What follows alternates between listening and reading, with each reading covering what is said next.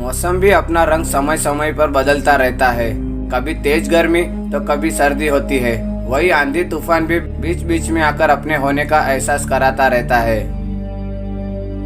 लेकिन क्या आपने कभी ये सोचा है कि ये आंधी तूफान आखिर आता कैसे है? शायद नहीं। तो चलिए आज हम इसी वीडियो में जानते हैं। आंधी तूफान गर्मियों के मौसम में खासकर आते हैं। वैज्ञानिक मानते हैं कि ठंडी हवाएं काफी जल्दी तूफान में परिवर्तित हो जाती है और यह सब होता है डाउन बर्स्ट के कारण। इसमें होता यह है कि तेज हवा का प्रेशर जमीन की तरफ बढ़ता है, जो कि जमीन से टकराती है। ये बाहर की ओर धक्का मारती है, जिसके चलते ये तेज हवाएं तूफान में बदल जाती है। कई बार ये भारी नुकसान भी पहुंचाती है। किसानों की फसलें बर्बाद हो जाती है, कच्चे मकान या उनकी छतें गिर जाती है। सड़कों पर चलने वाले लोगों और वाहनों को काफी परेशानी का सामना करना पड़ता है। साथ ही जिन लोगों को सांस लेने की परेशानी होती है, उनकी परेशानी और बढ़ जाती है। क्यों आते हैं तूफान? समुद्र में छुपा है तबाही का रहस्य। दुनिया भर में हर साल हजारों तूफान आते हैं, लेकिन इनमें से अधिकतर भूमि से दूर महासागरों में आते हैं।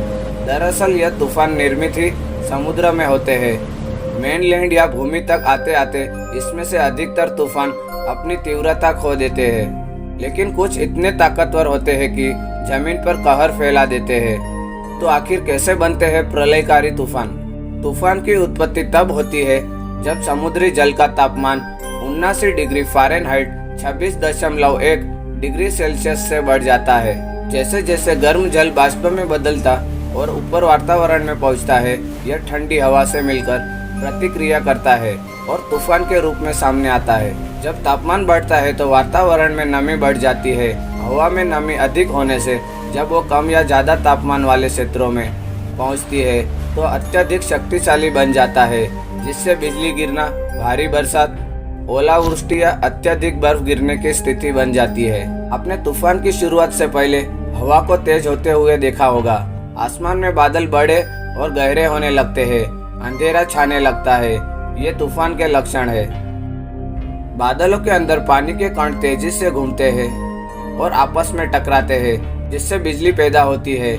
बिजली पैदा होने का काम तब तक चलता रहता है जब तक वह बड़ी सी चिंगारी बनकर एक बादल से दूसरे बादल तक होती हुई धरती तक जोरदार चमक बनकर कौंध नहीं जाती।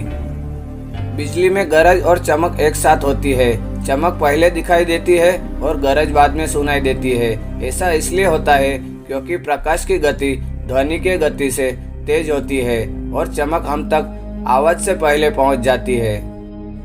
बिजली, पानी और तूफान से बचने के लिए किसी ऊंचे पेड़ के नीचे खड़े हो जाना उचित नहीं है, क्योंकि बिजली धरती पर गिरते समय अक्सर किसी ऊंचे पेड़ या ऊंचे बिजली के खंभे का सहारा ले लेती है। आसमान से गिरती हुई बिजली हमें नुकसान पहुंचा सकती है। बिजली चमकते समय जब आकाश में इधर उधर गुजरती है तो आसपास की हवा गर्म हो जाती है। यह गर्म हवा तेजी से फैलती है तो गड़गड़ाहट की तेज आवाज सुनाई देती है। समुद्र के गर्म क्षेत्र में मौसम की गर्मी से हवा गर्म होकर अत्यंत कम वायु दाब का क्षेत्र बनाती है। हवा गर्म होकर तेजी से ऊपर आती है और ऊपर की नमी से मिलकर संघनन से बादल बनाती है। इस वजह से बने खाली जगह को भरने के लिए नमी हवा तेजी से नीचे जाकर ऊपर आती है। जब हवा बहुत तेजी से उस क्षेत्र के चारों तरफ घूमती है तो घने बादलों और बिजली के साथ मूसलाधार बारिश करती है।